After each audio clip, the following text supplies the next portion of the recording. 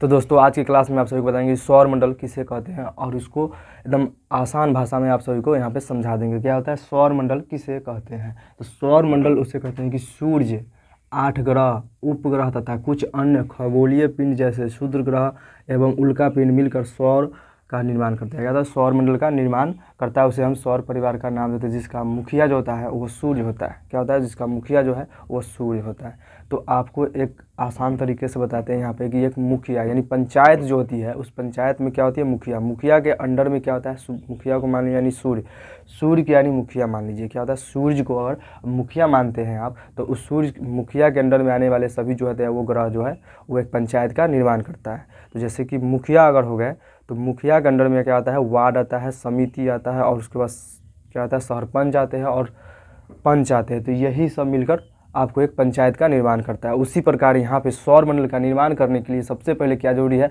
तो सौर मंडल के निर्माण करने के सबसे पहले बड़ा जो होता है वो सूर्य होता है। सूर्य के बाद ही कोई ग्रह आता है। कौन सा ग्रह आता है, 8 ग्रह आते हैं। उसके बाद क्या होता है उपग्रह आता है। क्या होता है उपग्रह आता है तथा उनमें खगोलीय पिंड आता है, खगोलीय पिंड आता है। उसके बाद क्षुद्र ग्रह आता है एवं उनका पिंड मिलकर ये सारे मिलकर क्या बनाता है तो सौर मंडल का निर्माण करता है। क्या होता है सौर मंडल का निर्माण करता है। उस सौर मंडल में सबसे बड़ी यानी योगदान होती है वो मुखिया होता है, वो क्या होता है वो सूर्य होता है। क्या होता है सूर्य होता है। तो यहाँ पे आप सभी को आसानी से समझ में आ गया। तो एक बार और सभी को आप समझाते हैं यहाँ पे कि सौर मंडल का निर्माण करने के लिए क्या चाहिए, सूर्य चाहिए। सूर्य जो है उसमें सबसे बड़ा मुखिया होता है। क्या होता है सूर्य सबसे बड़ा होता है। तो एक मुखिया होता है सूर्य, तो उसके अंडर में क्या होता है समिति मान लीजिए, 8 ग्रह को मान लीजिए, पंच मान लीजिए, उपग्रह को मान लीजिए, उसके बाद पिंड जो मान लीजिए सरपंच को मान लीजिए, उसको वार्ड जो है क्षुद्र ग्रह को मान लीजिए, ऐसे और भी इसमें उल्का पिंड है। उस सब मिलाकर क्या बनाता है सौर मंडल का निर्माण करता है। क्या होता है सौर मंडल का निर्माण करता है, जिसे हम सौर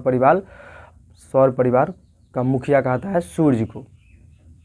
ये तो आपका परिभाषा इसका हो गया आपको याद करने के लिए। अब चलिए यहाँ पे सूर्य के बारे में बताते हैं और 8 ग्रहों के बारे में।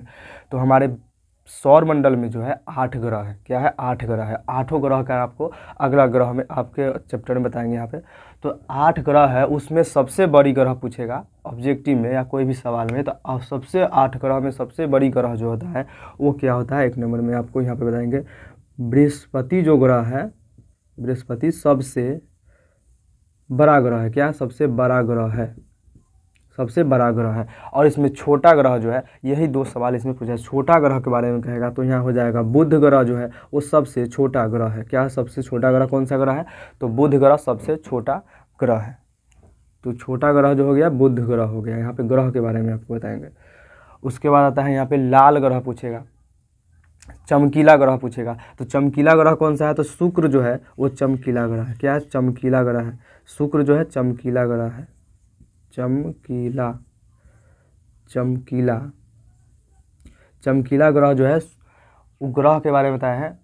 सबसे बड़ा ग्रह जो हो जाएगा बृहस्पति और छोटा ग्रह हो जाएगा बुध, और चमकीला ग्रह जो हो जाएगा वो हो जाएगा शुक्र। उसके बाद आता है उपग्रह।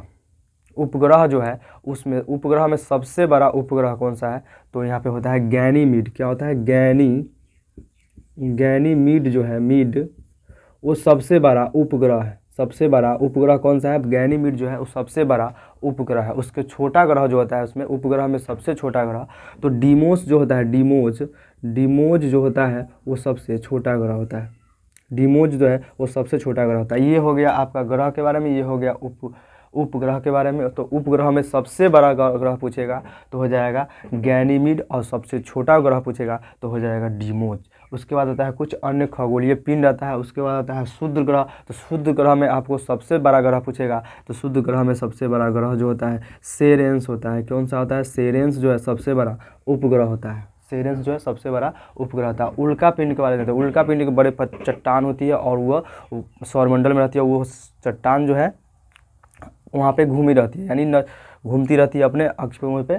उल्का पिंड जो है घूमी रहती है और पृथ्वी की ओर आती है। कोई भी ग्रह पे आती है तो वो वहाँ पे विनाश करती है। उससे इतनी तेज़ गति होती है उसके कारण वहाँ पे धरती पर गिरती है या पृथ्वी पे गिरती है तो वहाँ पे बहुत सारे गड्ढे हो जाते हैं और उससे उल्का पिंड भी कहा जाता है। उल्का पिंड को हो गया यहाँ पे और का निर्माण करता है, यानी उल्का पिंड मेरा निर्माण करता है, उसका क्या आता है सौरमंडल में आता है। और सबसे पहले यहाँ पे जान लीजिए कि यहाँ पे 8 ग्रहों के बारे में जान लीजिए। 8 ग्रह जो है, 8 ग्रहों में सबसे बड़ा ग्रह पूछेगा तो हो जाएगा बृहस्पति, सबसे छोटा ग्रह हो जाएगा तो बुध, और शुक्र ग्रह जो है चमकीला ग्रह है। उसके बाद उपग्रह में ये तो गैनीमीड जो है सबसे बड़ा उपग्रह है और छोटा जो है डीमोस ग्रह है। उसके बाद होता है शुद्ध ग्रह के बारे में। तो शुद्ध ग्रह जो है सबसे बड़ा ग्रह कौन सा है? तो सेरेन्स जो है सबसे बड़ा शुद्ध ग्रह जो है सबसे बड़ा ग्रह है।